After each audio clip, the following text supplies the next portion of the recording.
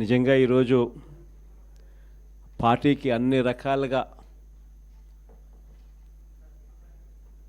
ఒక పెద్దన్న పాత్ర ఎవరైనా పోషిస్తూ ఉన్నారు అంటే అది న్యాయవాదులే అని చెప్పాలి. అడగకపోతే అమ్మైనా అన్నం పెట్టదన్నట్టుగా, కోరకపోతే దేవుడైనా కూడా వరం ఇవ్వడం అన్నట్టుగా, పిటిషన్ వేయకపోతే, న్యాయస్థానంలో మీరు నిలబడకపోతే న్యాయం కూడా దక్కే పరిస్థితి కూడా ఉండదు.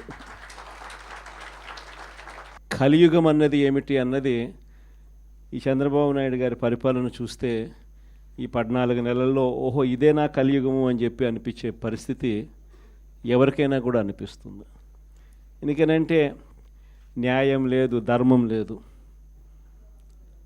తమకు గిట్టని వాళ్ళు ఎవరైనా ఉంటే, తమకు నచ్చని వాళ్ళు ఎవరైనా ఉంటే, తమకు వ్యతిరేకంగా స్వరం వినిపించే వాళ్ళు ఎవరైనా ఉంటే తట్టుకునే పరిస్థితి లేదు, జీర్ణించుకునే పరిస్థితి లేదు. ఎలాగైనా తీసుకొని పోయి వాళ్ళని జైల్లో వేయాలి, ఎలాగైనా తీసుకొని పోయి వాళ్ళని చిత్రహింసలు పెట్టాలి, ఎలాగైనా కూడా వాళ్ళ పరువును తీయాలి అనే ఒక నీచమైన సంస్కృతి ఈరోజు మనం చూస్తూ ఉన్నాం.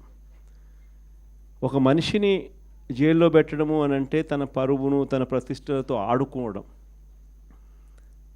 అవన్నీ తెలిసి కూడా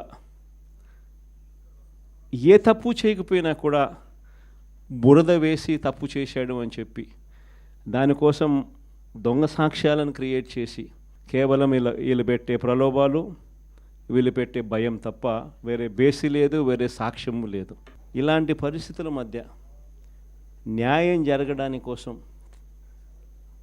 బాధితుల తరపున గట్టిగా నిలబడి వాళ్ళ స్వరం వినిపించే కార్యక్రమం ఎక్కడైనా చేయాల్సిన పరిస్థితి ఏదైనా ఉంది అని అంటే అది ఇంకా మన భుజస్కంధాల మీద ఇంకా బాధ్యత ఎక్కువైంది.